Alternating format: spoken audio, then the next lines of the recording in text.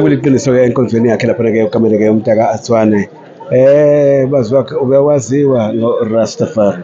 Sino Rastafari, Haile Selassie I the first. Iyona ndlela yokuphila umntaka Thwane ayikhethela yona. Iyona ndlela yokuphila ihlanganisa iminyaka eminingi. Sasibizwa ngenhlanhla sasibizwa ngenhlanya esaze-graduate nase-tertiary, so kwakunzima ukuthi sibizwe ngenhlanya ngoba isikhathi esibe amarasta ngayo bekuyisikhathi esinzima. La marasta lebukeka khona kwabantu abangasili emakhanda, kwabantu okungekho ukusila abangakwenza. Ngisho nasemakhaya kwathatha isikhathi ukuthi abazali bakwazi ukwamukela ngoba lento yayisho ukwenza okuhlukile ey'ntweni ezinye bezenziwa emakhaya.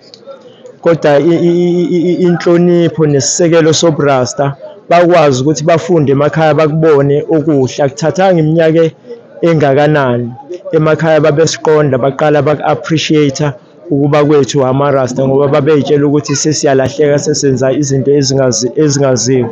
Kodwa-ke irasta it's an African spirituality esaqhamuka sizo-decolonizer from i-Western religion ngoba njengoba sibona uma ngabe sithi sabantu abasey'nkonzweni sithi sikoweseli, sikomaroma, sikuphi. Okwama-religions la afika nama-missionaries kubantu ababene-mission nge-Afrika ukususa osikweni mpilo lobuntu bethu basiphendule izinto esingazazi njengoba siney'nkinga ezingaka ngenxa yokungabi abantu phaqa, ngenxa yokuthi sihlukane nokubuyela emasisweni. So kuthina no-Rasta ukuba amarasta wasibuyisela ebuntwini, kwasenza ukuthi sibe nokuy'nikela empilweni yoma-Afrika nangendlela uma-Afrika okufanele abe yiyo. Ingakho ebelekelela ngisho kwi-development yey'ngane ngoba into ibithi let the naked be clothed, kuthi abalambile bondliwe, abahlubule bagqokiswe. Yiloko abekholelwa kukona. Indlela yakhe yokuphila emphakathini bekuyile ene-input ethi olambile akasizakali, oswele akabonakali ukuthi usizakala kanjani.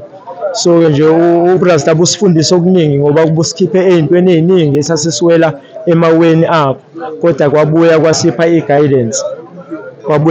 i-guidance yokuphila ecacile eyaphambili eyenze nanokuthi sibe nomthelela omuhle emphakathini kule nto eyayibukeka iwubuqhotheni, ibukeka isho ngazo zonke iy'ndlela ngoba ekuqaleni kwayo zaziningi, kwakunezinto ezinye ezasiqhatha namaphoyisa, silwa namaphoyisa, silwa ne-state.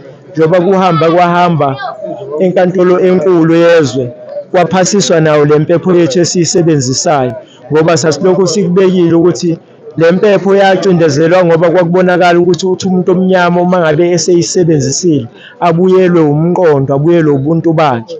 So leyo nto kuhle kumanje ngoba ezweni esikulona kuyaziwa kuselona icala.